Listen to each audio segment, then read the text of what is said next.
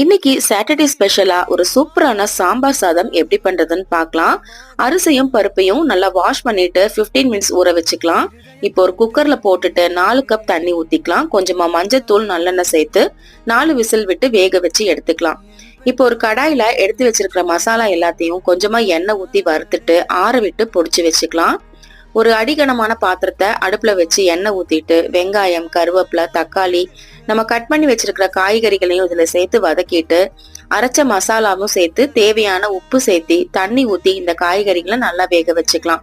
காய்கறிகள் நல்லா வெந்ததும் இதுல புளி தண்ணி ஊத்தி கொதிச்சு வரும்போது கொஞ்சமா வெல்லம் சேர்த்துட்டு இப்ப இதுல ரெடி பண்ணி வச்சிருக்கிற சாதத்தை போட்டு நல்லா மிக்ஸ் பண்ணிக்கலாம். கடைசியா கொஞ்சம் மல்லி இலையும் தூவிட்டு நெய்யில தாளிச்சு கொட்டி சர்வ் பண்ணீங்கன்னா ரொம்ப ரொம்ப அல்டிமேட்டா இருக்கும். இதை கண்டிப்பா ட்ரை பண்ணி பாருங்க. இந்த வீடியோ உங்களுக்கு பிடிச்சிருந்தா லைக் பண்ணுங்க, ஷேர் பண்ணுங்க. அப்படியே எங்க சேனலை மறக்காம சப்ஸ்கிரைப் பண்ணிக்கோங்க.